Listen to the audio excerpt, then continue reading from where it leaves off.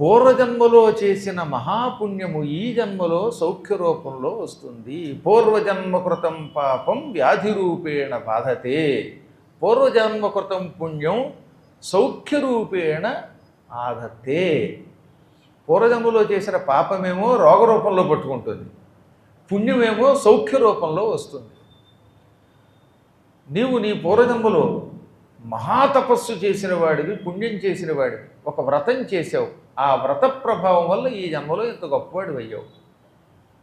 ఈ జన్మలో కూడా అలాగే మళ్ళీ వ్రతాలు పుణ్యాలు చేస్తే వచ్చే జన్మలో కూడా గొప్పవాడు అవుతావు, లేదా మోక్షానికి ఎడతావు. అందువల్ల ఈ జన్మలో నీ పుణ్యాన్ని పెంచుకో అనగానే, ఇంతకీ నా పూర్వజన్మలో చేసిన పుణ్యం ఏమిటండి అన్నాడు ఆయన. చెబుతున్నాను విను. పూర్వజన్మలో నువ్వు ఒక అడవిలో బోయవాడిగా పుట్టావు. పుట్టింది కూడా ఎలాగా? బోయవాడిగా. జన్మా భవత్తవ తులబ్ధ కులేపి ఘోరం జాతస్వరం అప్యనుదినం కిల పాపకారి వపురప్యభూత్తవ పునః పురుషాంగ సంధి దుర్గంధి సత్వ పునఖాభరణం సమంతాత్. నీ పూర్వజన్మలో నువ్వు ఒక లుబ్ధ కులంలో, బోయ కులంలో పుట్టావు. ఆ జన్మలో ఏ కర్మయోగం వల్ల నీకు కుష్ఠరోగం వచ్చింది, కీళ్ళు కదిలిపోయాయి, కళ్ళు సరిగ్గా కనపడలేదు, ఒళ్ళంతా దుర్గంధం వచ్చింది, దుర్వాసన వచ్చేసింది, గోళ్ళు కూడా పుచ్చిపోయాయి. అసలు నీ దగ్గరికి ఎవరైనా రావాలంటే భయపడేవారు. ఎందువల్లంటే కుష్ఠరోగం ఒక స్థాయి దాటి పెరిగిపోతే శరీరము నుంచి భయంకరమైన వాసన వస్తుంది. ఆ వాసన వల్ల అస్సలు ఎవ్వరూ నీ దగ్గరికి రాలేకపోయేవారు. ఆ కాలంలో నీకు మిత్రుడు లేడు, బంధువులు లేరు, పుత్రులు లేరు, సోదరి లేదు, తల్లి లేదు, అందరూ నిన్ను వదిలిపెట్టేశారు. నిజమే, ఒక్కోసారి మన శరీరం నుంచి దుర్వాసన వస్తుంటే ఎవడుంటాడండి పక్కన? సరే, రోగం వల్ల వచ్చిన దుర్వాసన పక్కన పెడితే కొంతమంది సరిగ్గా స్నానం చేయక తోముకోక అదో దుర్వాసన. అందువల్ల ఏమైందంటే ఇతని శరీర దుర్గంధము వలన ఆయనకి ఎవరు నాన్నవాళ్ళు లేకుండా అయిపోయారు.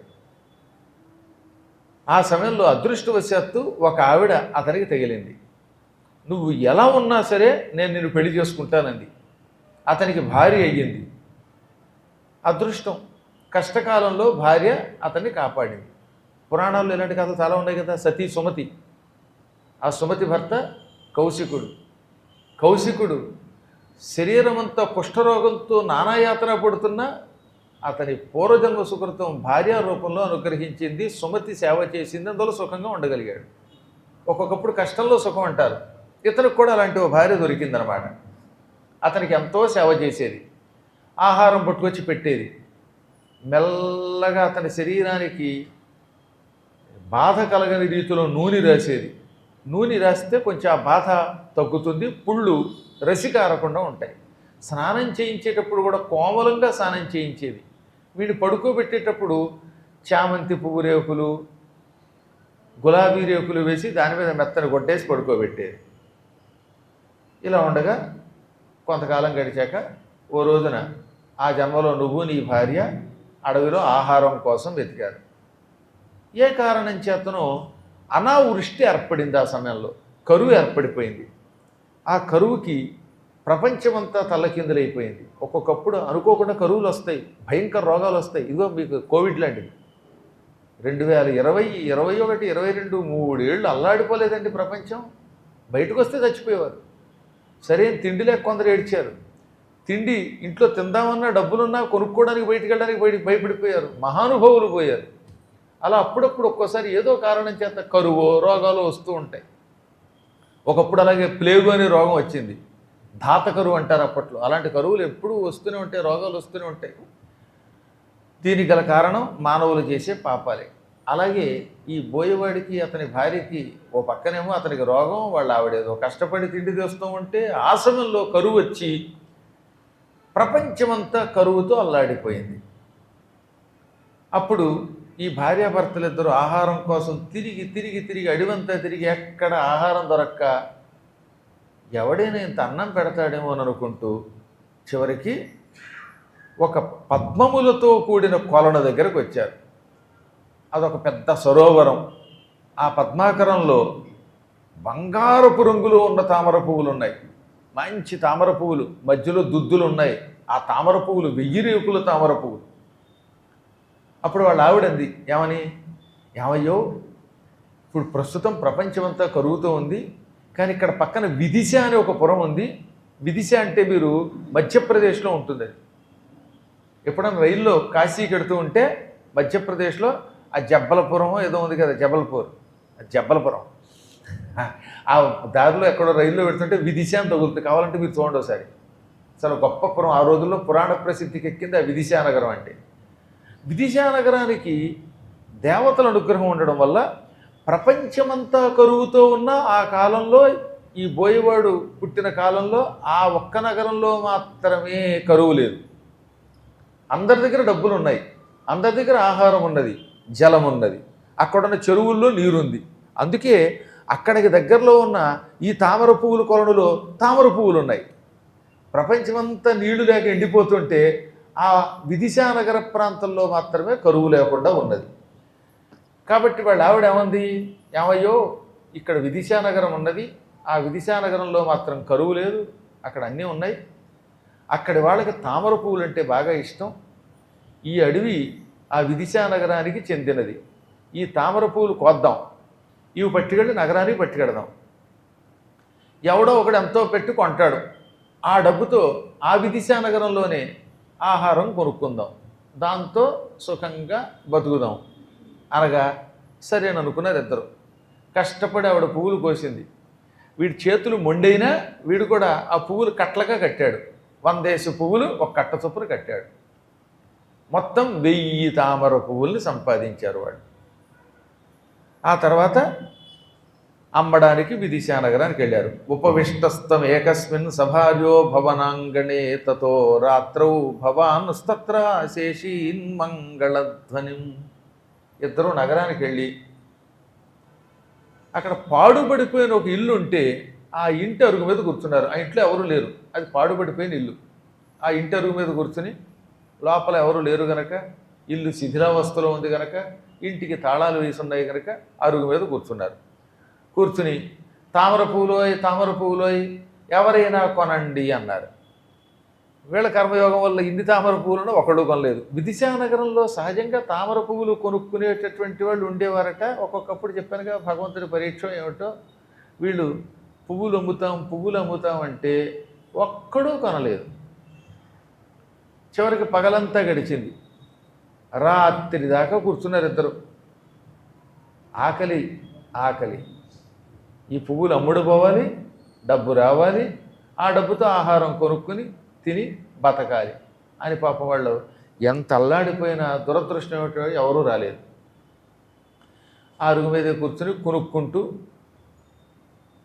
పూర్తిగా పడుకోలేక కూర్చుని ఇలా ఇలా కొనికారు. అదే కొంతమంది అప్పుడప్పుడు పురాణంలో సరే ఫ్రంట్ రోలో కూర్చొని కొనుక్కుతారు. అలాగే పాపం అలా కొనుక్కుతూ ఉన్న సమయంలో సరిగ్గా అర్ధరాత్రి 12 గంటలకి ఠంగ్ ఠంగ్ అని ఒక శబ్దం వినపడింది. గంట కొట్టుకుంటూ ఒక ఆవిడ ఆ ఇంటి ప్రాంగణానికి వచ్చింది. ఆవిడ కాళ్ళకి గజ్జెలు ఉన్నాయి, మంచి గజ్జెలు. అవి బంగారంతో తయారు చేయబడిన పట్టాలు. ఆ పట్టాలకి ఇంతంత గంటలు ఉండడం వల్ల ఆవిడ నడుస్తూ ఉంటే కాలి గజ్జెలు మృదు మధురంగా ధ్వనిస్తున్నాయి. కొన్ని కాళ్ళ పట్టీల శబ్దాలు కూడా మృదువుగా ఉంటాయండి. కొంతమంది నడిస్తే తాటగా నడిచినట్టు ఉంటుంది, కానీ కొంతమంది నడుస్తూ ఉంటే వాళ్ళ కాళ్ళకు ఉన్నటువంటి ఆ మువ్వల శబ్దంతో మనోహరంగా ఉంటుంది. ఇంట్లో పూర్వం ఆడవాళ్ళు నడుస్తుంటే ఎంత బాగుండేదో. అలాంటి మంగళధ్వని విన్నాడు ఆయన. అమ్మయ్య ఎవరో వస్తున్నారని చూశాడు ఆయన. అనంగవతి అని పేరు కలిగిన ఒక వేశ్య అక్కడికి వచ్చింది. ఆవిడ ఇల్లు ఎదురుగుండానే ఉన్నది. ఆవిడ ఏదో పని మీద ఎక్కడికో వెళ్ళింది, ఆ పూట అక్కడికి వచ్చింది. ఆ రోజు ద్వాదశి, తెల్లవారితే ద్వాదశి, ఏకాదశి వెళ్ళిపోతుంది, తెల్లవారితే ద్వాదశి వస్తుంది. ప్రతి ద్వాదశి నాడు ఈ అనంగవతి తన ఇంట్లోనే శ్రీమన్నారాయణుండి లక్ష్మీ సమేతంగా ప్రతిష్ఠించుకొని 1000 తామర పువ్వులతో పూజించేది. ఈ పూట ఎక్కడో డ్యాన్స్కి వెళ్ళింది ఆవిడ. ఏకాదశి అవటం వల్ల ఆ రోజంతా ఉపవాసంతో ఉంది. ఇంకా తెల్లవారితే ద్వాదశి, అందుకని ఇంటికి వచ్చి ద్వాదశి నాడు సహస్ర కమలములతో, సహస్ర పద్మములతో లక్ష్మీనారాయణ పూజ చేద్దామని అక్కడికి వచ్చింది. అలా వస్తున్నావిని చూశారనమాట. పగలంతా నృత్యానికి వెళ్ళి రాత్రి వస్తున్నావిని వీళ్ళు చూశారు. ఆవిడ చకచక ఈ పాడుబడిన ఇంటికి కొంచెం దగ్గరలో ఉన్నటువంటి తన అపూర్వమైన భవంతిలోకి వెళ్ళింది. లోపలికి వెళ్ళగానే శ్రీమన్నారాయణ విగ్రహానికి నమస్కరించింది. ద్వాదశి నాడు ఉపవాసం అయ్యాక ద్వాదశి ఘడియలు దాటకుండా మర్నాడు ద్వాదశి ఘడియలు కేవలం 12 గంటల దాకానే ఉందిట. ఆ ద్వాదశి ఘడియల్లోపు ఆవిడ ఏం చేసేది, ఒక పరుపు, ఒక మంచం, ఉప్పు, కొండ కింద తయారు చేసి, ఉప్పు అంటే ఎక్కువ ఉప్పు పోస్తే దాన్ని లవణ పర్వతం అంటారండి. పూర్వం ఉప్పుని దానం చేయటం చాలా గొప్పగా భావించేవారు. ఉప్పుని దానం చేసిన వాడికి జీవితంలో ఉప్పు ఉండదని శాస్త్రం. దానికి లవణ పర్వతం అని పేరు. అంటే మరీ పర్వతం అని కాదు, కొంచెం ఉప్పుని గుట్ట కింద పోస్తే అది కొండలా కనపడుతుంది కదా, అందుకని లవణ పర్వతం అంటారు. ఇవన్నీ దానం చేసేది ఆవిడ. ఆ దానం చేయడానికి ముందు 1000 పువ్వులతో స్వామివారిని పూజించాలి. అది కూడా ఆవిడ అదృష్టం, డబ్బు ఉంది కాబట్టి బంగారంతో తయారు చేసుకున్న విష్ణువు విగ్రహం ఉన్నది. బంగారంతో విగ్రహం చేసింది ఆవిడ కాబట్టి ఒక్క చేత్తో. మేము నా చిన్నప్పటి నుంచి బంగారం విగ్రహం సత్యనారాయణ స్వామి చేద్దామంటే ఓ 2 కేజీలు బంగారం కావాలనుకుంటే ఇప్పటికి చచ్చి చెడి 50 గ్రాములు వచ్చింది. ఇంకా 1950 గ్రాములు కావాలి. ఏం చేస్తాం, ఆవిడ మహాత్మురాలు, అందుకని ఏకంగా అంత విగ్రహం చేసి పెట్టుకుంది. పక్కన లక్ష్మీదేవి విగ్రహం కూడా ఉంది. ఆ తర్వాత పురోహితుల వారిని, ఏమండి తామర పువ్వులు సిద్ధం చేశారా, ఈ తెల్లవార్లు స్వామిని పూజిస్తాను, రేపు ద్వాదశి ఘడియలు వెళ్ళేలోపు ఈ ఉప్పు, ఈ సెయ్య, ఈ పరుపు ఇవన్నీ దానం చేస్తాను అన్నది. ఆయన అన్నాడు, ఏం చెబుతాను తల్లి, ఈ మధ్యన మన ప్రాంతాలకు చుట్టుపక్కల కూడా కరువు వచ్చింది. మన నగరం బాగానే ఉంది కానీ చుట్టుపక్కల కరువు వచ్చినట్టుంది. పూర్వం తామర పువ్వులు చాలామంది కోకొల్లలుగా పట్టుకొచ్చి అమ్మేవారు. ఇప్పుడు తామర పువ్వులు దొరకలేదు. నేనేదో కొంత దూరం వెళ్ళాను, నాకు దొరకలేదు అన్నాడు ఆయన. అంటే పాప ఆయన ఆ అడవిలో విదిశా నగరానికి ఎదురుగుండా ఉన్న అడవిలో ఉన్న తామర పువ్వులు కొనడానికి మాత్రం వెళ్ళలేదన్నమాట. అప్పుడప్పుడు కొంతమంది బుర్రలా పనిచేస్తూ ఉంటుందిరండి. చురుకుతనము, తెలివితేటలతో పనిచేయటం కూడా ఒక అదృష్టం. అదో అదృష్టం. కొంతమందికి ఈ కలియుగంలో, పూర్వకాలం పర్వాలేదు కానీ ఇప్పుడు ఈ కలియుగంలో ఏమిటో కానీ ఈ పిల్లల్లో చాలా మార్పు వచ్చేసింది. బండి తీయమన్నాం అనుకోండి, దానికి ఛార్జర్ ఉంటుంది, లాగేస్తాడు వాడు, ఆ ఛార్జర్ విరిగిపోతుంది.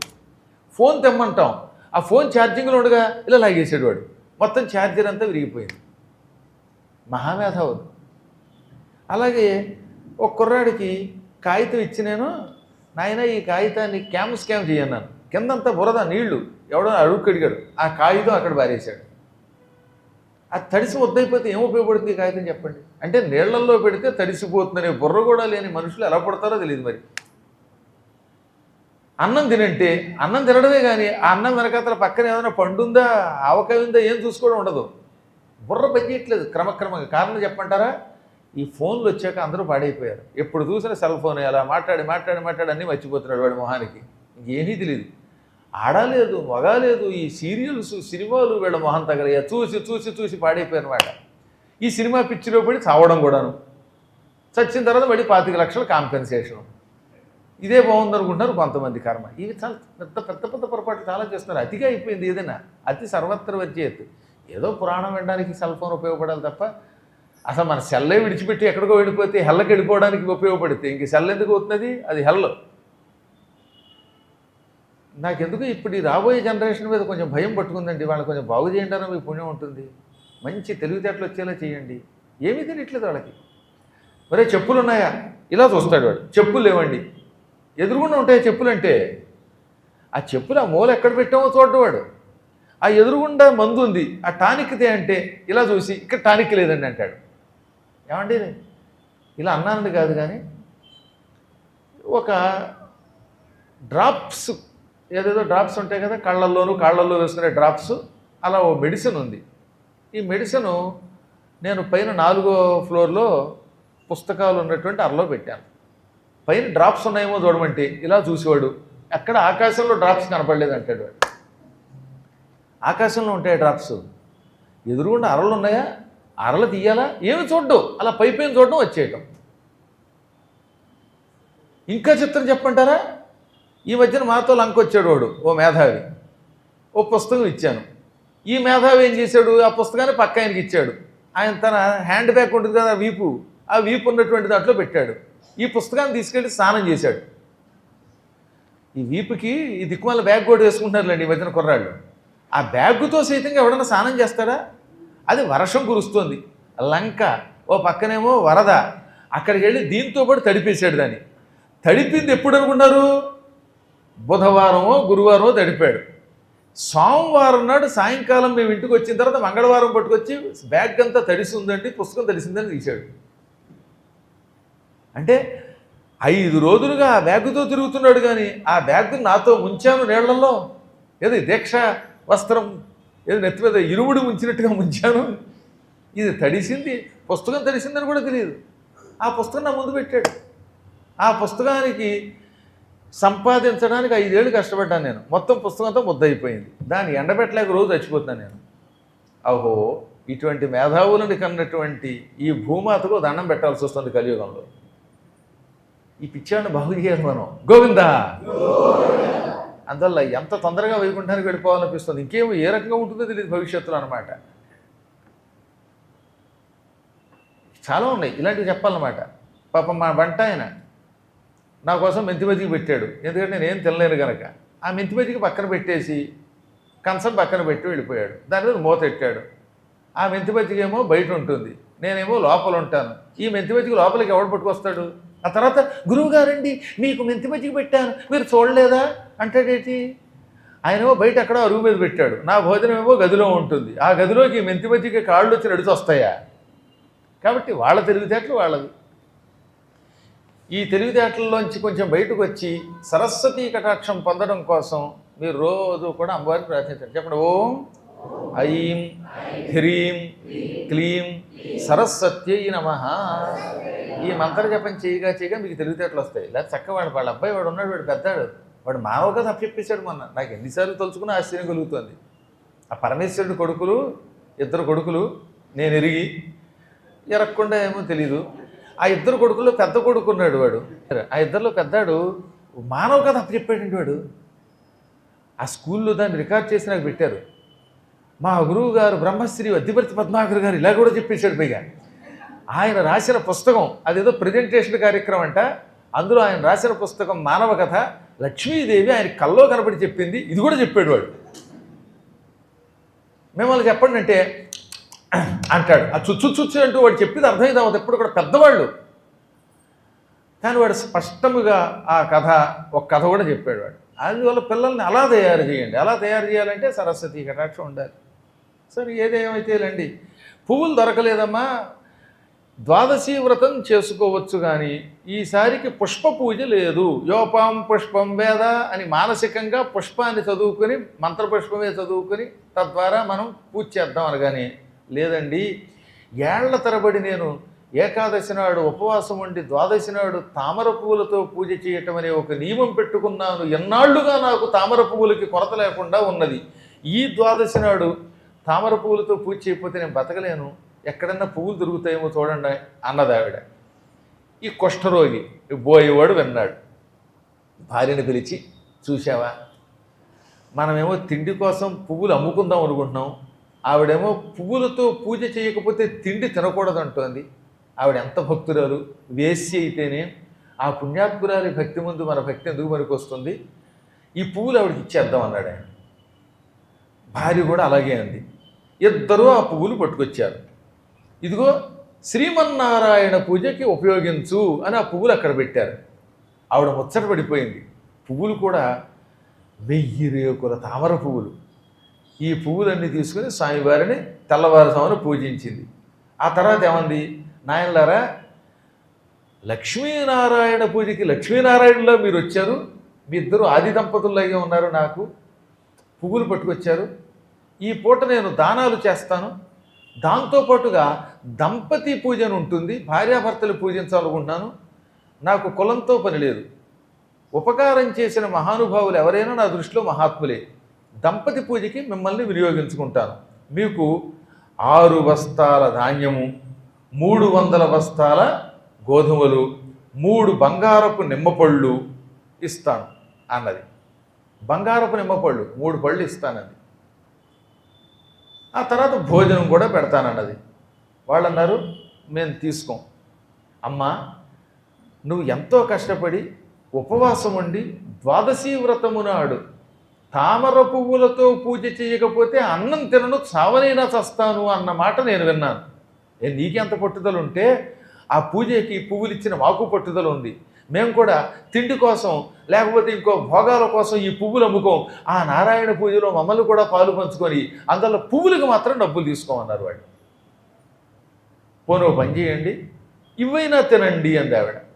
ఇవి తినం, ద్వాదశి ఘడియలు వచ్చేదాకా నువ్వు తిన్నంటున్నావుగా, మేము కూడా ద్వాదశి ఘడియలు వచ్చేదాకా తినము అన్నారు.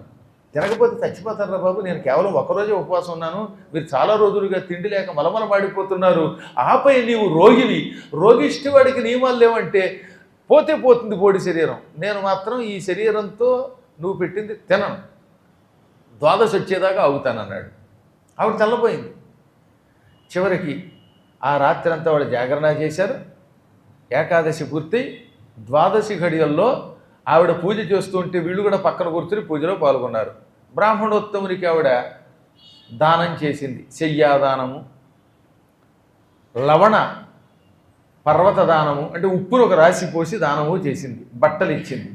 ఆ తర్వాత 12 గోవులు దానం చేసింది. ఇక ద్వాదశి ఘడియల్లో ఇతరులకు భోజనం పెట్టాక తాను తింటూ వీళ్ళకు కూడా పెట్టింది. అప్పుడు మాత్రమే వాళ్ళు ఆవిడ పెట్టిన ఆహారం తిన్నారు. అప్పటిదాకా ఏం తినలేదట. అనంతరం ఆ దంపతుల్ని పూజించి, నాయన ద్వాదశి నాడు భోజనం అయిపోయింది కదా, ఇప్పుడైనా డబ్బు పుచ్చుకుంటారంటే పువ్వులకి మాత్రం మేము పుచ్చుకోమని చెప్పేశారు వాడు. మళ్ళీ ఇంకోసారి ఎప్పుడైనా వస్తాం తప్ప పువ్వులు అమ్మం. పరమాత్ముని పూజకి పువ్వులు అమ్మడమా? పరమ పవిత్రమైన పరమాత్మ పూజకి మేము పువ్వులు తేవడం మా అదృష్టం.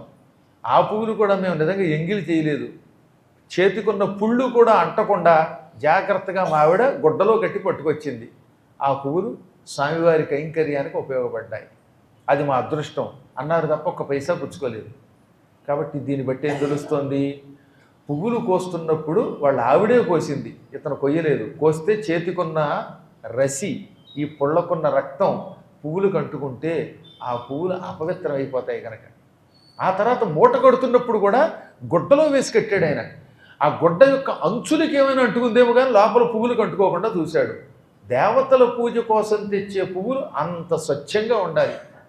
అటువంటిది ఉమ్మి అమ్ముతున్నారండి కొన్ని చోట్ల. నేను చూశాను, శ్రీశైలం దగ్గర అమ్ముతూ ఉంటే ఆ తర్వాత దుకాణం మొన్నే తీయించేశారు. ఇదేం గొడవ అండి బాబు?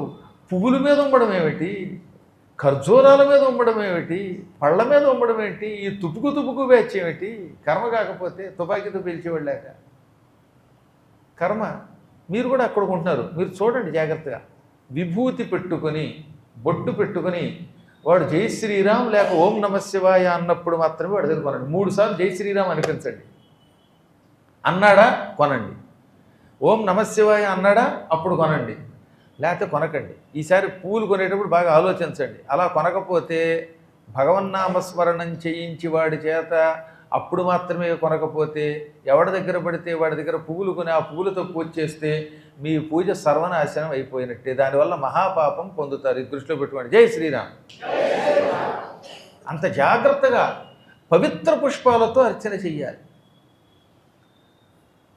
ఆ విధంగా శ్రీమన్నారాయణ పూజకి వారు ఇచ్చినటువంటి పువ్వుల పుణ్యం వారిని వరించింది. సకల పాపాలు నశించిపోయాయి. మీ ఇద్దరు చచ్చారు. చచ్చిన తర్వాత పూర్వజన్మలో పువ్వులు అమ్ముకోకుండా భక్తితో ఆ వేశ్యకి ఇవ్వడం వల్ల, పువ్వులకి డబ్బులు తీసుకుపోకుండా ఉండడం వల్ల, ద్వాదశి వ్రతం అయ్యాక కేవలం ద్వాదశి ఘడియల్లో మాత్రమే భోజనం చేయటం వల్ల, ఏకాదశి నాడు జాగరణ చేయటం వల్ల మీకు మహాపుణ్యం లభించింది. ఆ పుణ్యం వల్ల నువ్వేమో ఈ జన్మలో మహారాజుగా పుట్టావు. ఆనాటి నీ భార్యే నీకు ఈ జన్మలో కూడా భార్య అయ్యింది. అందుకే బ్రహ్మదేవుడు నువ్వు ఆనాడు చేసిన ఆ మహావ్రత ఫలం వల్ల నీకు ప్రత్యక్షమై పిలవగానే ఆకాశంలో ఎగరగలిగే విమానం వంటి పుష్పం ఇచ్చాడు. చూసావా? ఇది ద్వాదశి వ్రతము నాడు చేసినటువంటి పుణ్యఫలము. తామర పువ్వులు ఎంత గొప్ప ఆలోచించాలి. పవిత్రమైన తామర పువ్వులతో ఏదో ఒక ఏకాదశి నాడు తెల్లవారుజామున కానీ అర్ధరాత్రి కానీ ద్వాదశి ఘడియలు వచ్చేలోపు సేకరించి వాటితో పరమాత్ముడిని లక్ష్మీనారాయణుల్ని పూజించాలి. అనంతరం ఏకాదశి ఉపవాసం అయ్యాక ద్వాదశి వెళ్ళిపోయే లోపు అనమాట. ద్వాదశి వ్రతానికి నియమం ఏమిటి? గడియలు దాటిపోకూడదు. ఉదాహరణకి 12ంటికో ఇవాళ ద్వాదశి వెళ్ళిపోతుంది, ఆ 12లోపు భోజనం చేయాలి. ఒక్కోసారి 10ంటికే ద్వాదశి వెళ్ళిపోతుంది, 10లోపు భోజనం చేయాలి. 8ంటికి వెళ్ళిపోతే 8లోపు భోజనం చేయాలి. ఆ భోజనం చేసే ముందు కూడా ఎవరినైనా పిలిచి వాళ్ళకి ఇంత అన్నం పెట్టడమో లేక ఏదన్నా దానం చేయటమో చెయ్యాలి. దానం చేయడం కుదరకపోతే, ఎవడు దొరకకపోతే మనస్సును అనుకోవాలట, దొరికినప్పుడు దానం చేస్తానని. అన్ని వేళ దొరకరుగా. ఒక్కొక్కప్పుడు రైల్లో ఉన్నావు, రైల్లో ద్వాదశి వ్రతం చెయ్యాలి, ఆ సమయంలో దానం పుచ్చుకోవడానికి ఎవడో దొరకలేదు. అప్పుడు ఏం చేయాలన్నమాట? నాకు దొరికినప్పుడు దానం చేస్తానని సంకల్పం చేసుకుని ఆ ద్వాదశి ఘడియలు వెళ్ళేలోపు ఏదో ఒకటి తినాలి, తినకుండా ఉండకూడదు. మళ్ళీ కొంతమందికి పడనివి తింటారు. ఆహారం తినంటే అంటే ఏదైనా ఆహారమే కదా అని పిడివాదం చేయకూడదు. ఏదైనా ఆహారం ఎప్పుడంటే అభావమునందు. అంబరీషుడు ఉన్నాడు, ఆయన దుర్వాసుడిని పిలిచాడు, దుర్వాసుడు రాలేదు గనక ద్వాదశి ఘడియలు దాటిపోతున్నాయి కనుక మంచినీళ్ళు తాగాడు. కానీ నీకు అవకాశం ఉంది కాబట్టి నువ్వు అలా చేయకూడదు. దానిమ్మ రసం తాగేసేట, దాంతో వాంతులు పడవు కొంతమందికి. ఎసిడిటీ కదా. ఉపవాసాలు కలియుగంలో కఠికంగా ఉండకూడదని చెప్పాం కదా. కలియుగంలో అందరికీ కడుపులో గ్యాస్ ట్రబుల్ ఎక్కువ. ఈ గ్యాస్ ట్రబుల్ ఉన్నటువంటి వాడు ఏ దానిమ్మకాయో తిని, అరటిపండు తింటే, జామకాయ తింటే 3 రోజులు గర్భవతుల్లో వాంతులు చేసుకోవాలి. అక్కడి నుంచి సమస్యలు వస్తాయి. అందుకని కలియుగ నియమాలు వేరు. ఆహారం ఏది స్వీకరించాలి అంటే అన్నం భిన్నం చేసుకు తినమన్నారు. ఉప్పుడు పిండి తినమన్నారు, తప్పుడు పిండి కాకుండా ఉప్పుడు పిండి. ఆ ఉప్పుడు పిండి కూడా మనం చేసుకున్నది, ఇంట్లో చేసుకున్నది తినాలి. శనివారం నియమం పెట్టుకున్న వాళ్ళు కొంతమంది హోటల్ నుంచి తెప్పించుకు తింటారే, ఇంకెందుకు హోటల్ నుంచి ఇడ్లీ తెచ్చుకు తినేకంటే, దోశలు తెచ్చుకు తినేకంటే హాయిగా అన్నం తినడం మంచిది. ఆదిక్మాలను తిండి తినడం ఏంటండి, కర్మ కాకపోతే అది. అలా తినేవాళ్ళు ఇప్పటికి కూడా ఉన్నారు.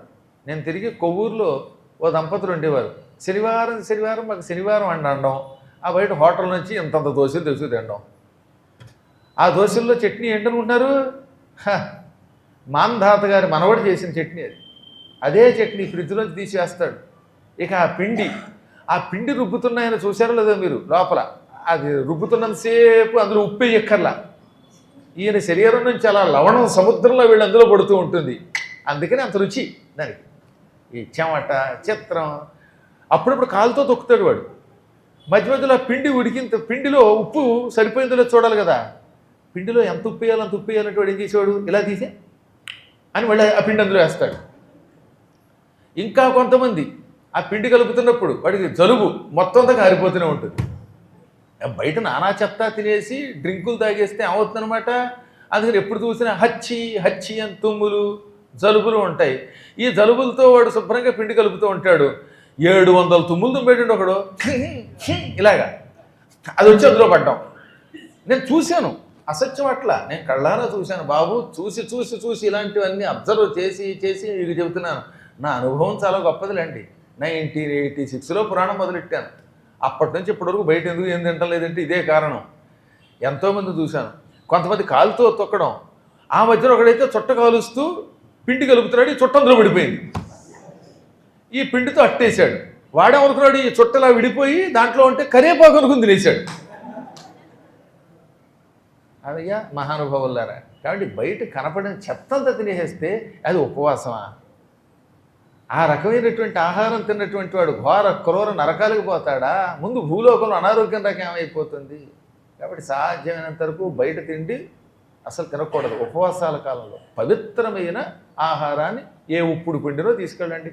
రైల్లో ప్రయాణం చేస్తున్నప్పుడు ద్వాదశి ఘడియల్లో భోజనం చేయాలనుకున్నప్పుడు అన్నం కుదరకపోతే ఏ చపాతీలో పూరియో పడేది తీసుకెళ్ళండి, అవి తినండి. ఇందాక చెప్పినట్టుగా దానం చెయ్యడానికి ఆ సమయంలో నీవు ఇష్టపడినా పుచ్చుకునేవాడు లేడు కనుక నేను తిరిగి ఇంటికి వచ్చిన తర్వాత తోచింది దానం చేస్తానండి. ఆ దానం కూడా నీ శక్తిని బట్టి చెయ్యాలి. ఒక ఆయన ఉన్నాడు, 50,000 జీతం, ఎప్పుడు చూసినా 50,000 ఇచ్చేటివే కాదు. ఆ 50,000 జీతంలో ఎంతమందికి వాగ్దానాలు అనుకుంటున్నారు? వాడు ఎవడో నైమిశారణ్యం వస్తానన్నట్ట, వాడికి టిక్కెట్ టీనే. ఆ తర్వాత వాడు ఎవడో సుఖస్థలం వచ్చాడు, వాడికి టిక్కెట్ టీనే. ఏ రోజు జీతం అంతా ఇచ్చేయడం, ఇంట్లోనేమో రాగానే పెళ్ళాం మీద ఉసుక్కోవటం. ఎందుకని? స్థాయి మించి దానం చేయటం వల్ల. అన్నిటికీ నియమాలు చెప్పారు. మీరు దానం చేసేమన్నాం కదా అని చెప్పేసి మీ సమస్తం దానం చేసి ఇంటికి లేక తిండి లేకపోతే అప్పులు పాలైపోతే అది పాపం అండి. కలియుగంలో అలాంటి దానం నిషేధం అని చెప్పారు. ఎప్పుడూ దానము సర్వనాశనం అయ్యే దానం చేయకూడదు. నీకు 50,000 జీతం వస్తే ఒక 5,000 చెయ్యి, ఓ 45,000 దాచుకో. ఈ కుటుంబం నడపద్దా? ఎవడు నడుపుతాడు? అంతకాలం నడుపుతాడు. ఇతరుల మీద ఆధారపడాలి, అప్పుడైనా ఇంకోటి మీద. అది పాపమే కదా. కాబట్టి అన్ని రకాలైన బాధ్యతలని సక్రమంగా చూడాలి. ఇవి మన పురాణాలు చెబుతున్నాయి తప్ప నాశనమయ్యే మార్గం ఎప్పుడూ మన పురాణములు చెప్పలేదు. ఆ రోజున వాడు చేసిన ఆ పుణ్యం ఇదిగో ఈ జన్మలో వాళ్ళని కాపాడింది. అందువల్ల నాయన ఈ జన్మలో కూడా నువ్వు పుష్పవాహనుడనే పేరుతో ఉన్నావు. తామర పువ్వులతో నారాయణుడిని పూజించు, అది కూడా లక్ష్మీ సమేతంగా పూజ చెయ్యి. ఈ జన్మలో ప్రభువు గనక పూర్వజన్మలోలాగా కేవలం తామర పువ్వులు దానం చేయడం కాకుండా కొంచెం ఎక్కువ దానం చేయి. పూర్వజన్మలో పేదవాడు కనుక తామర పువ్వులు ఇచ్చాడు. ఈ జన్మలో కూడా తామర పువ్వులు ఇస్తానంటే ఎలాగా? తోటకూర కథ ఉంది కదా, మీకు తెలుసుగా. ఓ రాజుగారు ఎప్పుడు రోజు అందరినీ పిలిచి దానం చేస్తానని ఎంత తోటకూర కట్టించి పంపేవాడు. అందరికీ కేజీలు తోటకూరే, ఇంకేమి ఇచ్చేవాడు కాదు. నేను ఎప్పుడో 86లో రాసిన కథ ఇది. కథ నేను రాసింది 86లో బాలమిత్రలో రాశాను, చూసుకోండి ఒకసారి. ఇలా అందరికీ తోటకూర దానం ఇస్తూ ఉండేవాట. అందరూ తెలపోయేవారు. ఓహో ఏకాదశి అయ్యింది, ద్వాదశి నాడు దానం ఇస్తున్నానండం. అందరూ ఏదో రాజుగారు కదా ఇస్తారు అనుకుంటే తోటకూర ఇచ్చి పంపించడం. ఇలాంటి వాళ్ళు ఉంటారు. నా పెళ్ళికి ఒక ఆయన ఇంగ్లీష్లో ఉన్న భగవద్గీత ట్రాన్స్లేషను మొత్తాతకాలం నాటిది చిరిగిపోయిన పుస్తకం భగవద్గీత చేతిలో పెట్టి ఇది మీ పెళ్ళి గిఫ్ట్ అన్నాడు. భగవద్గీత నాకు కంఠస్థం వచ్చు, పోయినా ఇచ్చేదేదో తెలుగు కూడా కాదు, ఇంగ్లీష్ ఇది. అది కూడా చిరిగిపోయింది. ఆయన ఇంట్లో ఆ ఇల్లు అమ్మేస్తున్నాడు అనుకుంటాను. ఆ పుస్తకాలన్నీ అంటకట్టాలి, అందుకని పెళ్లి గిఫ్ట్ పైగా. పోనీ ఆ ఇచ్చేదేదో ఇప్పుడు 60వ ఏట ఇవ్వచ్చు కదా, రేపు వచ్చే సంవత్సరం ఎప్పుడో. అలా కాదు, పెళ్ళైన కొత్తలో ఎవడైనా ఇలాంటి గిఫ్ట్లు ఇస్తారా? ఏం చెబుతాం, ఏం పట్టుకుపోతారు డబ్బులు. ఇలాంటి వాళ్ళు కొంతమంది ఉంటారు, పనికి మాలిన దానం. అలా ఈ రాజుగారు అందరినీ పిలవడం, తోటకూర ఇవ్వడం. వాళ్ళంతా రాజుగారు బంగారం ఇస్తారనుకున్నాం, బంగారం లాంటి బట్టలు ఇస్తారనుకున్నాం, దిక్కుమాలాడు తోటకూర ఇచ్చాడని తిట్టుకుంటూ పోయేవారు. ఒక రోజున ఒక ఋషీశ్వరుడు వచ్చాడు. మహారాజా, తోటకూర వల్ల ఇంత గొప్పవాడు అయ్యావు, మళ్ళీ తోటకూర ఇస్తే వచ్చే జనంలో తోటకూరే అమ్ముకుంటావు అన్నాడు. అనగానే రాజుగారు తలపోయి అదేమిటండి అన్నాడు. అవునయ్యా, నీ పూర్వజన్మ రహస్యం నాకు తెలుసు, నువ్వెందుకు తోటకూర దానం చేస్తున్నావో తెలుసు అని అందరూ వింటూ ఉండగా చెప్పాడు. ఈ రాజుగారు పూర్వజన్మలో కటిక దరిద్రుడు. ఎందుకు తోటకూర తోట ఉండేది, ఆ తోటకూర అమ్ముకు బతికేవాడు. ఓసారి ఏకాదశి వచ్చింది, ఎవరో దానం చేయమంటే నా దగ్గర తోటకూరేగా ఉంది అని తోటకూర కట్ట ఓ పేద బ్రాహ్మడికి దానం చేశాడు. ఆ బ్రాహ్మడు ఆ తోటకూరతో అన్నం వండుకు తిని, అంటే అన్నం వండుకుంటే పులుసు వండుకుని ఆ పులుసు అన్నంలో వేసుకు తిన్నాడు. మళ్ళీ తోటకూరతో అన్నం వండుకున్నాడంటే తోటకూరతో అన్నం ఎలా వండాడు అని అడుగుతుంది. అన్నం వండుకున్నాక ఈ తోటకూర పులుసు వేసుకు తిన్నాడు. ఈ తోటకూర పేదరికంలో ఉండి కూడా ఓ పావలా వస్తుందని ఆశించకుండా దానం చేసిన పుణ్యం వల్ల ఈ జన్మలో రాజయ్య పుట్టాడు. ఈయనకి పూర్వజన్మ జ్ఞానం ఉన్నది. నేను పూర్వజన్మలో తోటకూర అమ్ముకునేవాడిని, ఆ కష్టకాలంలో ఓ తోటకూర కట్ట బ్రాహ్మడికి దానం చేశాను, ఆ పుణ్యం వల్ల రాజునయ్యానని ఇతనికి తెలుసు. కాబట్టి ఓహో తోటకూర వల్ల రాజునయ్యాను కనుక ఈ జన్మలో తోటకూర దానం చేస్తే వచ్చే జన్మలో ఏకంగా భూమండలానికి చక్రవర్తి అయిపోవచ్చని వచ్చిన వాళ్ళందరికీ తోటకూర దానం చేశాడు. రాజుగారికి కథ చెప్పి, అప్పుడు దరిద్రుడివి, నీ దగ్గర తోటకూర తప్పేమీ లేదు, ఆ తోటకూర తినకపోతే నువ్వు బతకలేవు, అటువంటి తోటకూర దానం చేసినది పుణ్యం కనుక, నువ్వు పేదవాడివి కనుక అదే నీకు కొండంత ఫలితం ఇచ్చి రాజులు చేసింది. ఇప్పుడు నీ దగ్గర బంగారం, వెండి, పొలాలు, వస్త్రాలు ఇవన్నీ ఉన్నాయి. ఇవన్నీ ఉండి కూడా మళ్ళీ తోటకూరే దానం చేసావు అనుకో, మళ్ళీ నెక్స్ట్ జన్మలో తోటకూరే అమ్ముకుంటావు. తోటకూర అని అమ్ముకుంటావు. ఈ మధ్యన ఒక ఆవిడ వచ్చిందిలేండి, తోటకూర అంటే పక్కవాడు ఏ తోటకూర అమ్మంటావు అన్నాడు. తోటకూర అనొచ్చుగా, తోటకూర ఏమిటి కరవ కాకపోతే. పాత ఇన్ము కొంటాం మరి అంత దీర్ఘం దిక్కల పాత ఇన్మని, పాత ఇనుము కొంటాం అనొచ్చు. మన వాళ్ళు ఏంటో అమ్మేటప్పుడు రకరకాల మాట. మా ఇంటి పక్కన అన్నీ వినపడుతూ ఉంటాయి. సమోసే అనేవాడు. ఏంట్రా వినగా సమోసా ఇక వచ్చిందా, సమోసే చచ్చినంత పనైంది ఆ సమోసా అర్థం అవడానికి నాకు. తోటకూర అని ఒకడు, పాత ఇనుము కొంట అంటే చివరికి పాత ఇనుము కొంటాం అనమాట. కాబట్టి ఈ అమ్ముకోవడం తప్పంటలా. కాకపోతే రాజుగారంతటి గొప్పవాడు మళ్ళీ తోటకూరే అమ్ముకుంటే తోటకూరే అమ్ముకునే స్థితి వస్తుంది అనగానే అప్పుడు కనువిప్పై ఆయన సువర్ణ దానం చేశాడు. కాబట్టి మీ శక్తిని బట్టి దానం చేయాలి.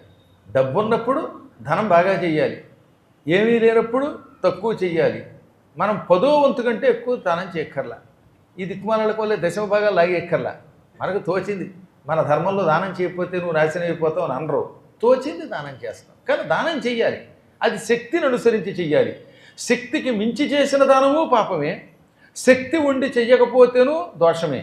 కాబట్టి రాజా, ఈ జన్మలో నువ్వు శక్తి ఎక్కువ ఉన్నవాడు గనక సువర్ణ దానాదులు చెయ్యి, తామర పువ్వులతో స్వామిని పూజించు అంటే అప్పుడు ఆ పుష్పవాహనుడు అలా నిరంతరం స్వామిని పూజించి ఆ పుణ్యం వల్ల ఇక పునర్జన్మ లేకుండా వైకుంఠానికి వెళ్ళిపోయాడు.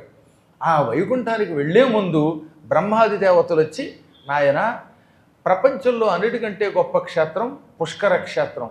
పుష్కరం అంటే తామర పువ్వు. నువ్వు చివరిసారిగా బ్రహ్మక్షేత్రానికి వెళ్ళి అక్కడ బ్రహ్మదేవుడికి 1000 తామర పువ్వులు సమర్పించి బంగారంతో తయారు చేసిన తామర పువ్వులు దానం చేసి సంవత్సర కాలం అక్కడ నివసిస్తే అప్పుడు వైకుంఠానికి వెడతామన్నారు. అందుకే ఆయన పుష్కర క్షేత్రంలో సంవత్సర కాలం వ్రతం చేశాడు. అందుకే అక్కడ చెప్పాడు అనమాట సుస్పష్టంగా. ఎన్నో శ్లోకంలో 43వ శ్లోకంలో పుష్కర క్షేత్రములో సంవత్సర కాలం పాటు పుష్కర వ్రతం ఆచరించిన పుణ్యం వల్ల వైకుంఠానికి వెళ్ళిపోయాడు. అందువల్ల ఈ వ్రతం ఎప్పుడైనా చెయ్యొచ్చు.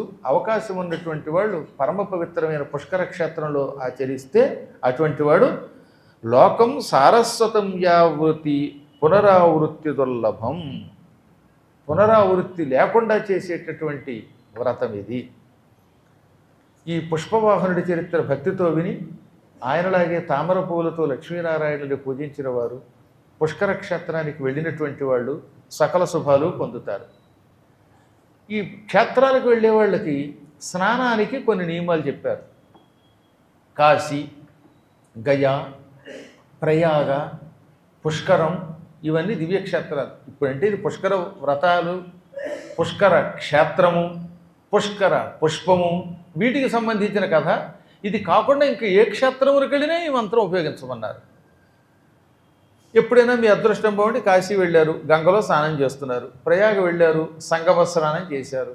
యమునా నదికి బృందావనం వెళ్ళారు, స్నానం చేశారు. పుష్కరానికి వెళ్ళారు, అక్కడ స్నానం చేశారు. అలా స్నానం చేసినప్పుడు ముందుగా స్నానమంత్ర జపం చేయాలి. స్నానమును ఆచరించకుండా దేవతా దర్శనం చేసినా, వ్రతాన్ని ఆచరించినా, దానం చేసినా అది వ్యర్థమవుతుంది. కాబట్టి క్షేత్రములకు వెళ్ళినప్పుడు ముందు కర్తవ్యం ఏమిటి? స్నానమే. వీలున్నంత వరకు నదులలో స్నానం మంచిది. కొంతమందికి ఆరోగ్యం సహకరించడం వల్ల చేయగలుగుతున్నారు. మరి కొంతమంది పెద్దవాళ్ళు ఉంటారు, ఆరోగ్యం సహకరించదు. అటువంటి వాళ్ళు రూములో కూడా స్నానం చేయొచ్చు. కాశీ వెళ్ళి కూడా పాపం మెట్లు దిగలేక బాత్రూంలో స్నానం చేసేవాళ్ళు కొందరున్నారు. ముసలితనంలో పెడతారు, కాళ్ళు నొప్పులు పుడతాయి, దిగలేరు పాపం. లేదా చలికాలంలో చన్నీళ్ళు స్నానం చేయలేరు. అటువంటి వాళ్ళు బాత్రూంలో వేడి నీళ్ళతో కూడా స్నానం చేయొచ్చు. చేసినా ఈ మంత్ర అనుష్ఠానం మాత్రం చెయ్యాలి. ముందు స్నానం చేశాకే దేవతా దర్శనానికి వెళ్ళాలి. ఆ తదనంతరమే దానాలు చెయ్యాలి. అందులో ఏ క్షేత్రములకు వెళ్ళినా మనం చెప్పుకోవలసిన స్నాన మంత్రాలు ఇప్పుడు మీ చేత చెప్పిస్తాను. మీ అందరూ కూడా చెప్పండి. ముందేమో నేను చదువుకు వెళ్ళిపోతాను, తదనంతరం మీ చేత ఉచ్చారణ చేయిస్తాను. అవకాశం బాగుంటే చివరి క్షణాల్లో ఈ ప్రవచనం పూర్తయ్యేలోపు వీటిని మీకోసం ఎవరో ఒకళ్ళు పంచిపెడతారు. ముందు మీరేం చెప్పకండి, నేను చెప్పుకుపోతాను. ముందుగా గంగానది దగ్గరకో, పుష్కరం దగ్గరకో, యమునకో వెళ్ళి అక్కడ ఆ నదికి లేక సరోవరానికి లేక బాత్రూంలో అయితే అందులో ఉన్న బకెట్లో ఉన్న నీళ్ళకి నమస్కారం చేయండి. ఆ నీటిని సాక్షాత్తు గంగాదేవిగా భావించండి. అప్పుడు ఈ శ్లోకాలు చదవలను. కేవలం 4 శ్లోకాలేమో ప్రార్థన, ఒక శ్లోకం దాని యొక్క ఫలశ్రుతి. విష్ణోః పాద ప్రసూతాసి వైష్ణవీ విష్ణుదేవత త్రాహినః త్వేన సహ తస్మాదాజన్మ మరణాంతికాత్ త్యస్రః కోట్యర్ధకోటీ చ తీర్థానాం వాయురబ్రవీత్ దివి భువ్యంతరిక్షే చ తాని తే సంతి జాహ్నవి నందినీత్యేవ తే నామ దేవేషు నళినీతి చ దక్షా పృథ్వీ చ సుభగా విశ్వకాయా శివాసిత విద్యాధరీ సుప్రసన్న తథా లోక ప్రసాదిని క్షేమా చ జాహ్నవీ చైవ శాంతా శాంతిప్రదాయిని ఏతాని పుణ్యనామాని స్నానకాలే ప్రకీర్తయేత్ భవేత్ సన్నిహిత తత్ర గంగా త్రిపథగామిని. మళ్ళీ ఇప్పుడు నేను చెప్పిస్తాను, అందురానండి. విష్ణోః పాదప్రసూతాసి వైష్ణవి విష్ణుదేవత త్రాహి నః త్వేన సహ తస్మాత్ ఆజన్మ మరణాంతికాత్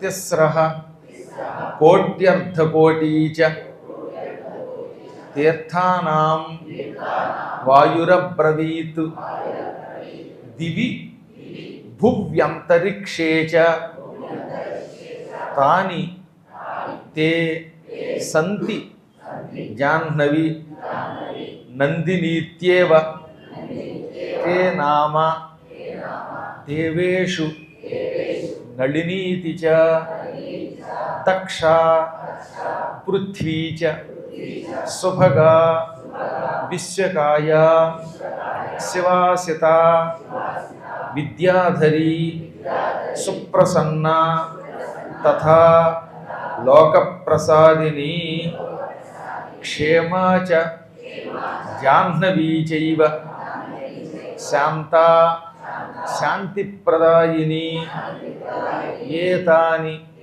పుణ్యనామాని స్నానకాలే ప్రకీర్తయేత్ భవేత్ సన్నిహిత తత్ర గంగా త్రిపథగామిని. ఈ మంత్రములకు అర్థం ఏమిటి? ఓ జలదేవత, నీవు విష్ణువు యొక్క పాదముల నుండి పుట్టావు, అందుకే నిన్ను వైష్ణవి విష్ణుదేవత అంటారు. మమ్మల్ని పుట్టినప్పటి నుంచి మరణించేదాకా సర్వకాల సర్వావస్థలలో రక్షించు. మేము స్నానం చేస్తాం ఈ జలాలలో, మమ్మల్ని రక్షించు. ఎప్పటి నుంచి? జన్మ మొదలుకొని మరణించేదాకా అన్ని ప్రాంతాల్లో మమ్మల్ని రక్షించు. వాయుదేవుడు నీ గురించి ఇలా అన్నాడు, ఏమని? 3.5 కోట్ల తీర్థములు ఇప్పుడు నేను స్నానము చేసేటటువంటి నదీ జలములలో ఉండుగా. కానీ అనగా మనం ఈ మంత్రం చెప్పుకుని ఏ నీళ్లలో స్నానం చేసినా అందులో 3.5 కోట్ల నదీ నదాలు చేరతాయి. ఓ గంగా, జాహ్నవి అంటే ఓ గంగా అని సంబోధించి ఆకాశమునందు, భువి భూమియందు, అంతరిక్షే ఈ అంతరిక్ష మార్గంలోను అంటే స్వర్గంలో, భూలోకంలో, ఆకాశ మార్గంలో అన్ని చోట్ల నీ జలాలు ఉన్నాయి. నిన్ను నందిని అని, నళిని అని, దక్ష అని, పృథ్వీ అని, సుభగ అని, విశ్వకాయ అని, శివాసిత అని పిలుస్తూ ఉంటారు. నీకు విద్యాధరి, సుప్రసన్న, లోకప్రసాదిని, క్షేమ, జాహ్నవి, శాంత, శాంతిప్రదాయిని అనే నామాలు ఉన్నాయి. అనగా నీలో స్నానం చేస్తే నువ్వు విద్యను ధరించేదానివి విద్యను ఇస్తావు, విద్యాధర లోకాన్ని అందిస్తావు. నువ్వెప్పుడూ నీలో స్నానం చేసిన వాళ్ళని ప్రసన్నురాలవై రక్షిస్తావు, లోకములను అనుగ్రహిస్తావు, క్షేమమును చేకూరుస్తావు. జహును మహర్షి యొక్క చెవిలోంచి బయటకొచ్చి జాహ్నవి అని పిలువబడ్డావు. శాంతస్వరూపిణివి, నీ స్నానం శాంతిని ప్రసాదిస్తుంది. ఇవి ఈ నామాలు.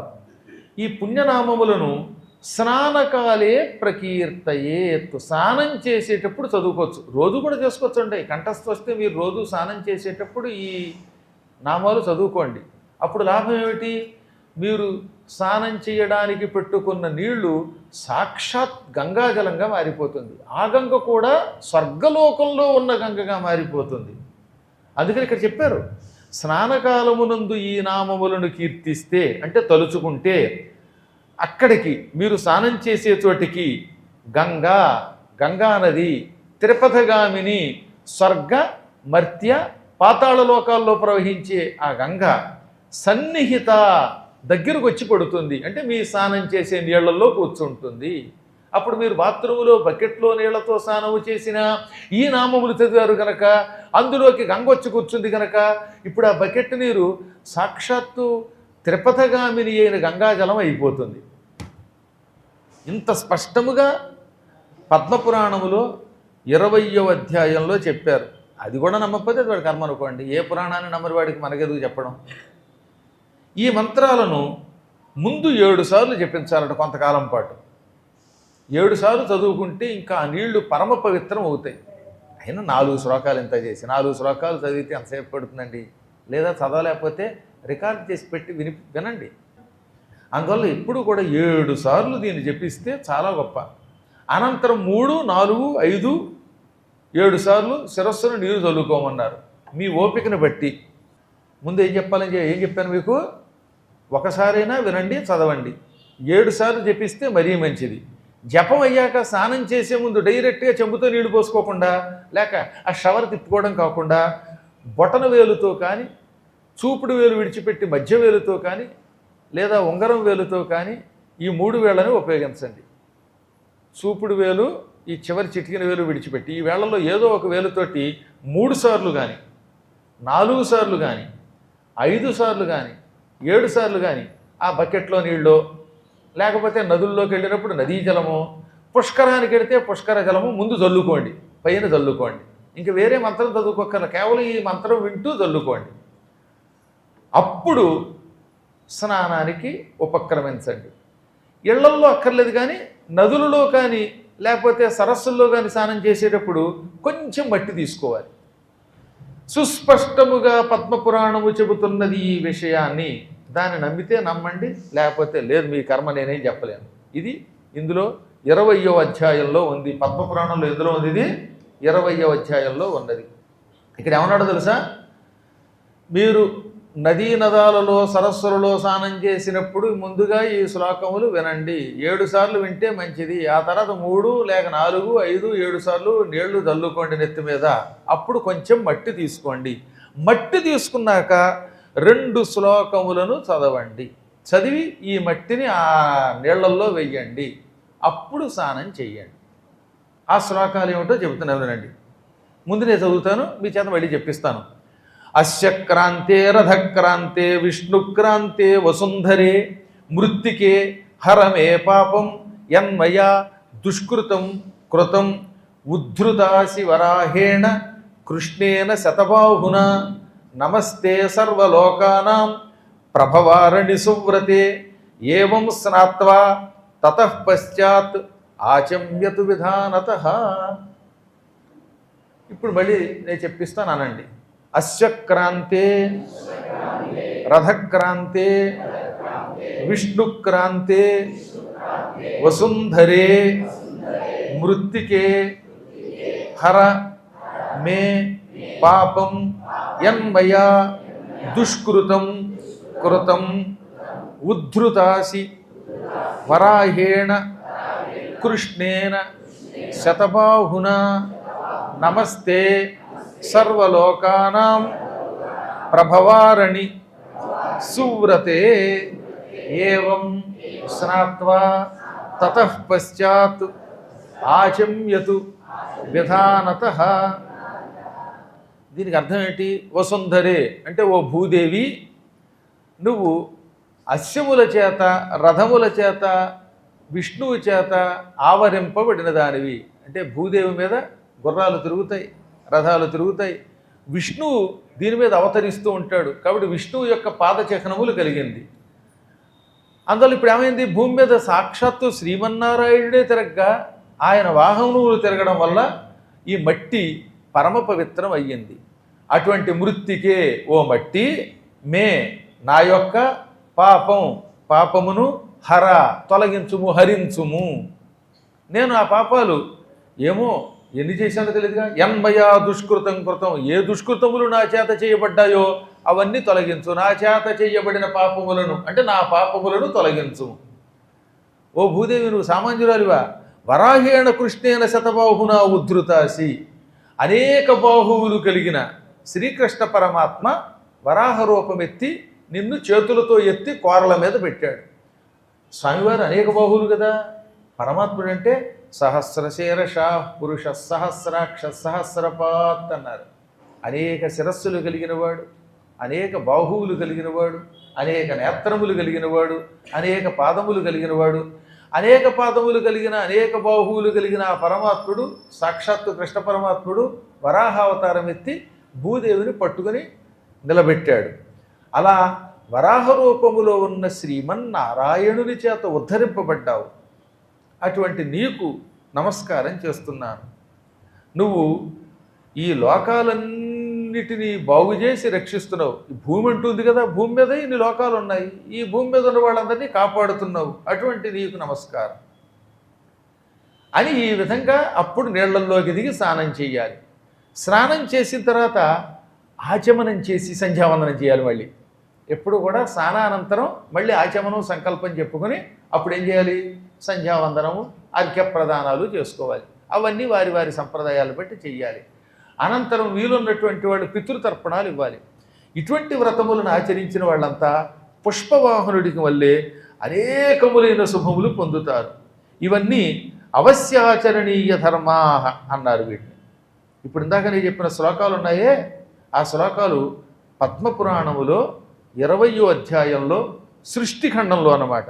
సృష్టిఖండంలో వరుసగా 147, 148, 149, 150 ఈ శ్లోకాలు.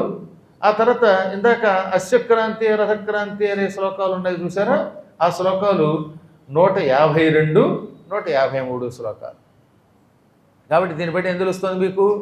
మట్టి తీసుకుని వేయమని చెప్పాడా లేదా?